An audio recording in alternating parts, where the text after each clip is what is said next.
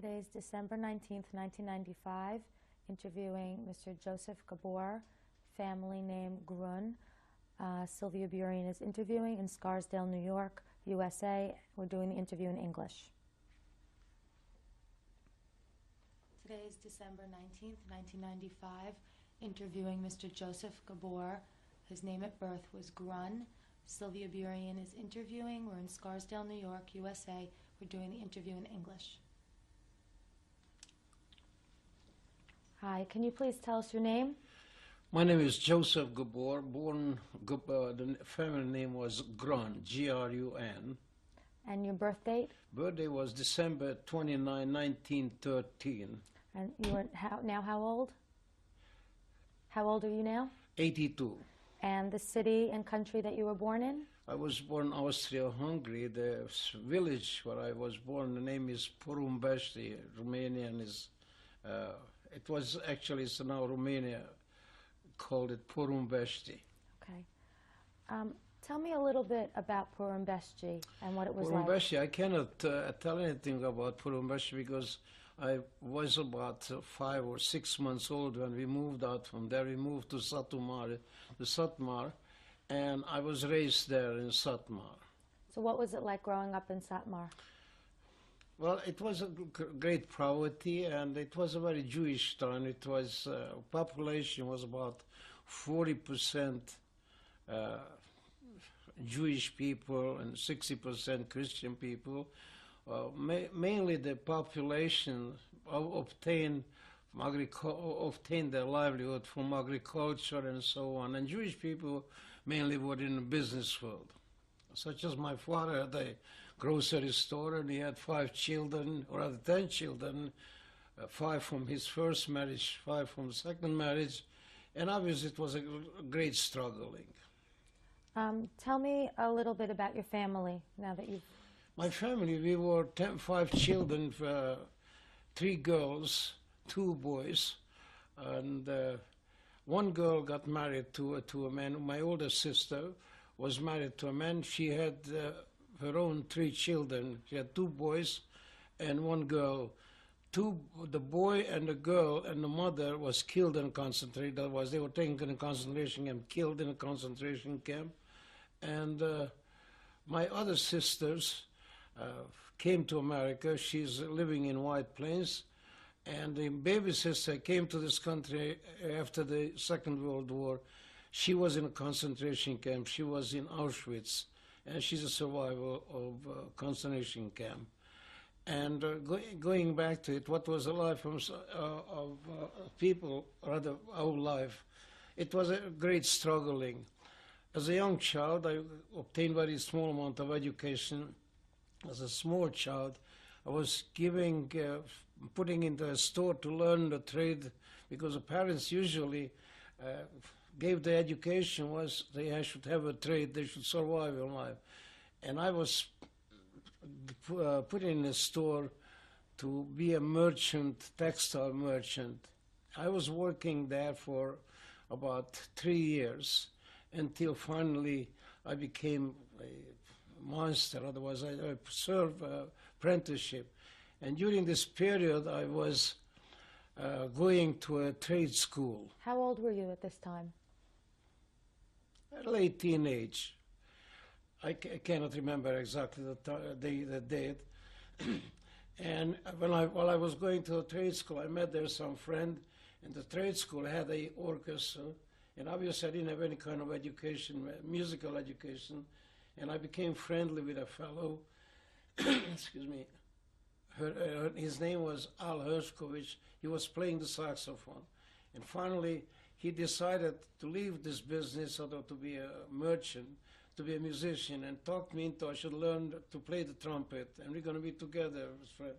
And that's exactly what I did until about 1929, 1930. I was working in a store, and then finally I put in a certain amount of time and practiced day and night the trumpet. Where did you study the music? Music, private tutor, but obviously my parents was extremely against it. I should study music. My poor mother, she should rest in peace. She call me, you are a total lad. You want to be a musician? What kind of life is that? And finally I made it. I left my parents' house in a very young age. And obviously I was a struggling musician because I didn't know the profession well enough. And finally I find myself, otherwise I went to the capital of Romania, Bucharest, and I registered to the Academy of Music. And this was in what year already are we talking?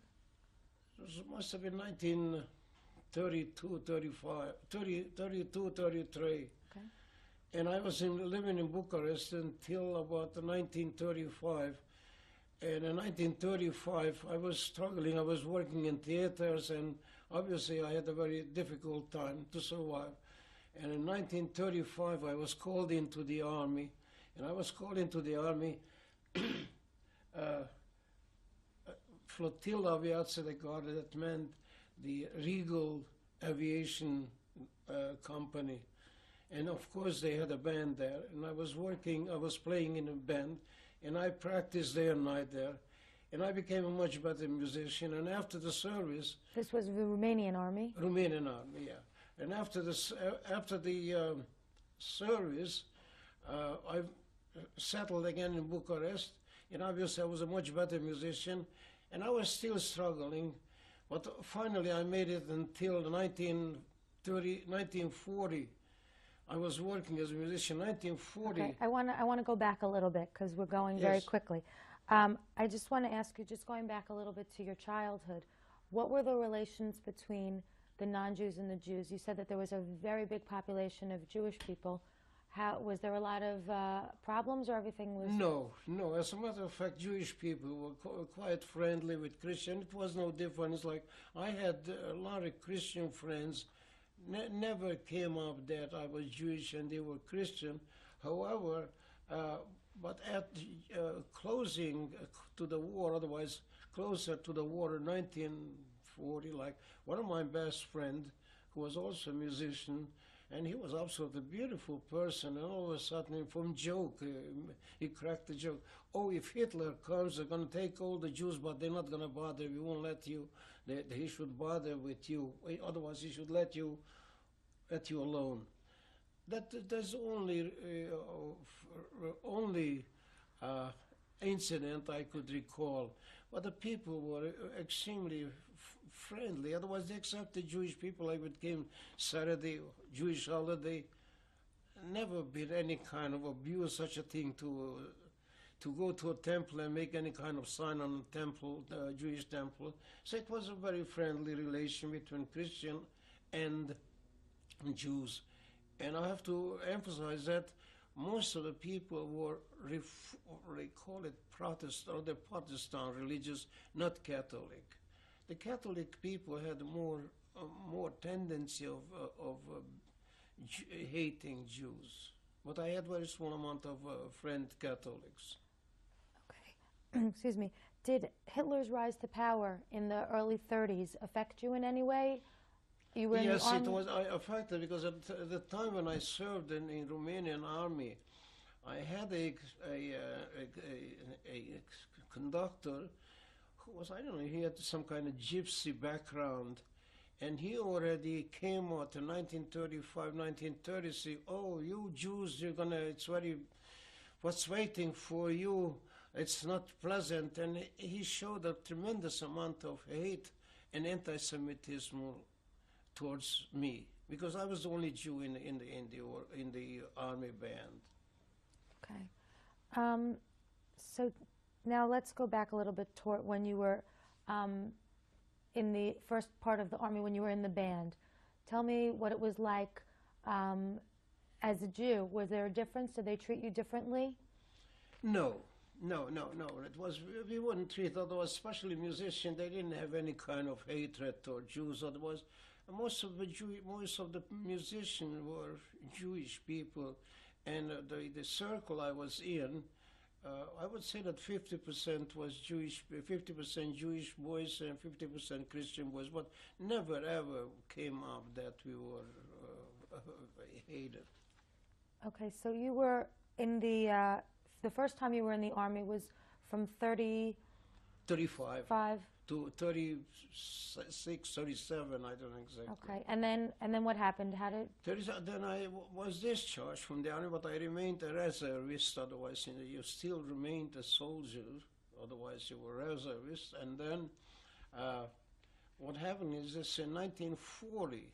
What did I you was do? working as a musician between this time, going to school, studying music, and working to survive. And at that time, what was happening with your family in those years? Were you in touch with them? Well, yes, I would be in touch because I had my father died somewhere in 1929. I don't even remember the date, and my mother was there with one daughter, and she's living, struggling there to survive.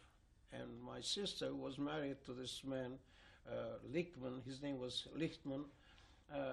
They have 3 children, and they were very poor. And my mother tried to help my sister as much she could, but she didn't have too much possibility to offer too much help to her.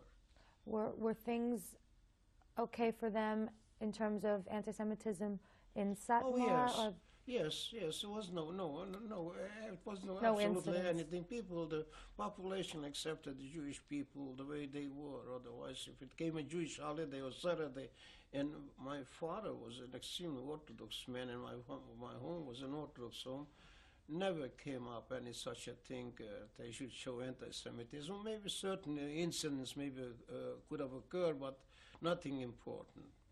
Okay. So during this time when you were first discharged from the Romanian army and you were studying music, were you getting jobs as a musician? Oh yes, I've had absolutely no problem with that. Tell me about how you changed your name. The name, I had two more brothers, and my older brother was much older than I was, and obviously the name Grun is a very, very Jewish name. In all the Jewish anti-Semitic joke was made out of cone and Grun, they pronounce it Grun and cone.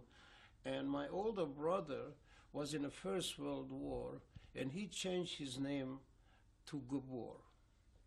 And before the war, they wouldn't allow you to change your name, and it became anti-Semitism in Hungary. And then when I came to Budapest, I was working until 1940 in Romania. I was a Romanian citizen, and in 1940, when I lost my citizenship in Romania because Transylvania, my hometown, was switched to Hungary, at that time I went home in my own town, Satmar, and then what happened is I went to Budapest to continue my education because I only finished my musical education in Bucharest. So when I went there, I met my older brother. I never knew too much about him because he was much older than I was. And his name was Gabor. So obviously I became very fond of him, very friendly. And then after the war, otherwise I couldn't change my name to have the same name as he had. And he was sort of, otherwise people, when he went someplace, they asked me, what is my name, Gron? And his name is Gabor. Someone that didn't click. And after the war, when I came back from war, my older brother, or rather the second half brother, Mike, he's changed already his name to Gabor. And then I was there by myself, we were brothers, and I had the name of Gron. And they influenced me, I should change my name too. So I changed my name to, I should have the same name as my brothers. Then I came to this country, and I have another brother here. His name was Gron, so I fall into the same category, the same problem. Everybody asks, Gron, how is that? Are you two brothers and good brothers? But this is what happened. So you didn't change it in Hungary? No, I changed in Hungary. Hungary. Officially, I changed my name in Hungary. Okay. So tell me what happened after you were studying in Budapest for a while. After when I was studying in Budapest, I was there for about 2 years. I registered in the school and everything went fine. I made a very nice name for myself as a musician. And I was working in the national, even in anti-Semitism, it was already really going on in full speed, anti-Semitism in Budapest. And people know that I was Jewish. As a matter of fact, I had a friend, a colleague who went to school with me, to study music with me. His name was Washwari, and he was very Jewish looking, but he wasn't Jewish. He went to play somewhere in a certain occasion, and the Nazis beat him up because they thought he's Jewish. But I never had any not such an incident. Someone other I was lucky. Obviously, I had to survive. I had to take all kind of jobs, and I was very lucky. I never had any kind of this kind of incidents. So when I lived in Budapest, I had all kind of job. Like I was working in the National Theater, and over there it had to be 6 Christian and 1 Jews, but they never applied that with me. They never even asked me that. So I was sort of very fortunate. At that time when you were living in Budapest, and it was in the 40s, did you know what was going on with the war, with the Nazis? Well, obviously, we knew that because what happened is this, at that time already, the German Jews and Austrian Jews, they started to run out from the country, and we had all kind of, we heard such a news like a family, this is what I personally heard, a family whose husband, a male member of the family was called in to a certain authorities for some reason to interview, and he didn't come home. They waited, didn't come home, and one day they called the woman.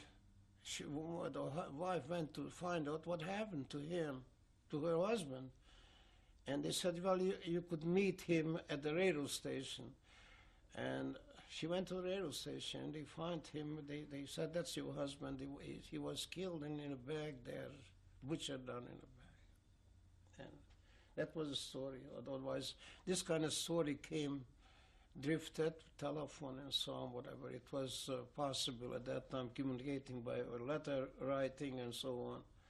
However, we knew exactly what was going on, and we knew that it will come to Hungary, because Hungary already at that time, they had a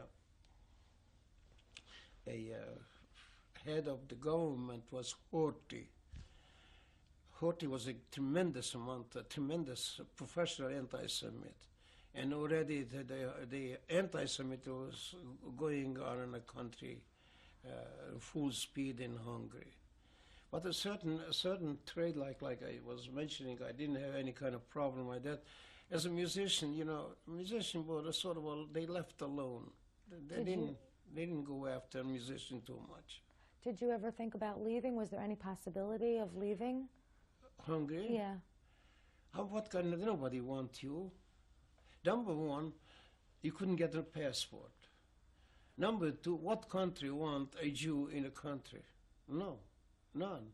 So you were forced to stay there and stick it out, whatever it was coming to you. Okay. So what happened next? Next happened in 1945. Otherwise, I was working as a musician, and everything was reasonable well for me. And in 1942, I was working in a symphony orchestra in Budapest, and one day I received a piece of paper, pink color, from the government.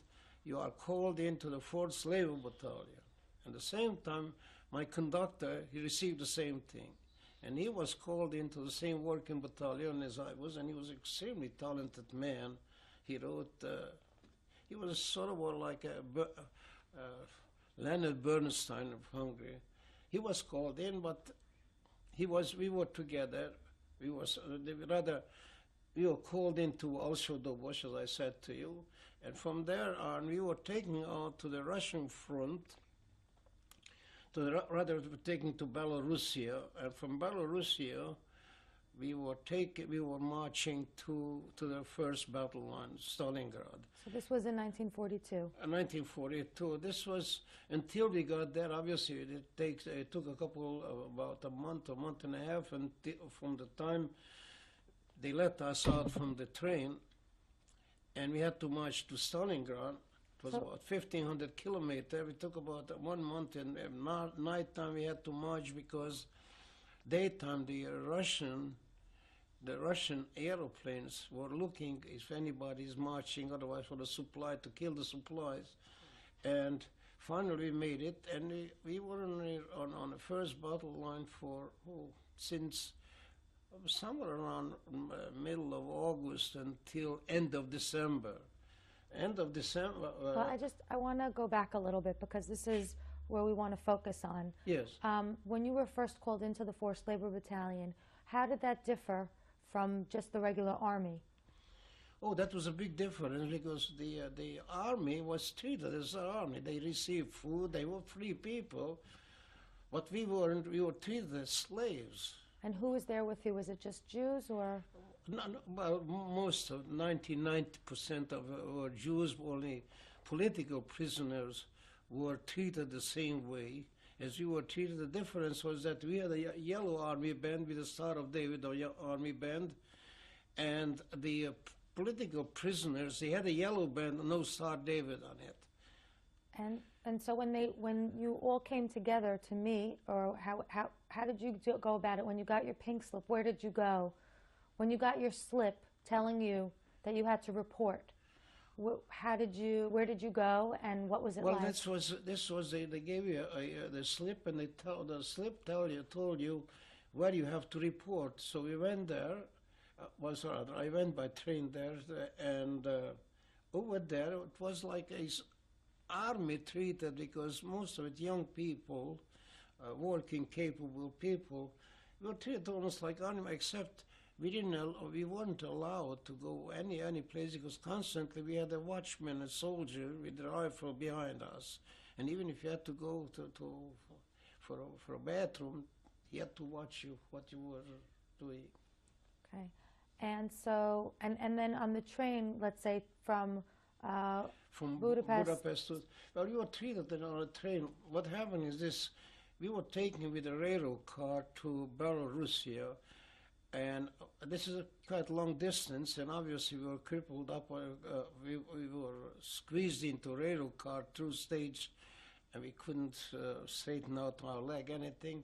And going out to Belarusia, we passed through Poland, and obviously we saw there ghettos already, but the ghetto didn't exist at that time. At this time, didn't exist any ghetto in Hungary. And as the train passed by a railroad station, we were standing on the railroad, in the railroad car, and we saw the tent stretched out. And all of a sudden, a little kid came. He said, "Pani chleba, pani chleba." He was begging for a piece of bread. The kid must have been maybe 3, 4 years old. And then one Nazi who was in a car because a long car was taking out Hungarian Labor Department and some supply for the German army too. Some German had a gun in his hand, and when the kid was asking for bread, he was shooting the kid on a kid to kill the kid, and the kid was so well equipped for that to defend himself. He immediately jumped down on the floor, and he escaped. This Nazi couldn't kill him. So we saw a tremendous amount of poverty there in the camp. Otherwise, they didn't eat. As a matter of fact, we were receiving a loaf of bread every day, in a labor battalion, and as we were riding in the train, our commandant his profession was a bank clerk, and he was a tremendous amount of anti-Semite, and he gave us order: you're not supposed to give any bread or any food if they come in from the ghetto. And I felt so badly, I gave a piece of bread. I threw a piece of bread out on the train, gave it to the kid. And they caught me, and they punished me in such a way. They tied my hand in this way, and I had to put down this way, and then they put a piece of wood under my leg, and it was a tremendous punishment, and they had to be that way, for about, 4 or 5 hours. However, this was the incident I lived through in Poland with the ghetto. But at this time, yet, we didn't have any ghetto in Hungary. Okay, I think we're going to switch the tape now. Gabor, December 19th, 1995, Sylvia Burian interviewing. We were talking about the train from Budapest to Belarus, and you were talking about your stopping in Poland. What happened? Any other incidents along the way that you recall? No, the incident, shall I? Yeah. The incident occurred when we got into Chernigov. In Chernigov, obviously, they weren't prepared to receive such a tremendous amount of German army and working battalion, and they put us in a football arena, soccer arena. It was giant place. And at that night, we received a tremendous amount of rain, soaking rain, and obviously it was already pretty cold. It's a funny part of that country is daytime is very hot, nighttime it cools down, a tremendous change in temperature. However, we were there for a day or something like that in Chernigov, and from Chernigov they organized this trip, how we're going to go to the first battle line. And obviously the company, otherwise it's 101 over 2, it was considered as a company, army company. And we had horses who was carrying the kitchen equipment and so on.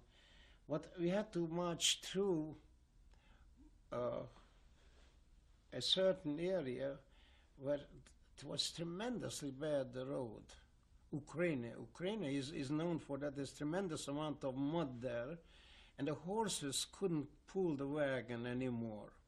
It became so difficult for the horses. And what happened is they gave the horses for the German army, and they put on the wagon ropes, and they made us to pull the wagon in the mud. And so a Hungarian soldier was sitting on top of the wagon with a whip in his hand. And if he saw the rope is a little bit loose, and he said, "Hey, Jew," and whipped on your face, whatever, he reached you, and they had to pull the wagon.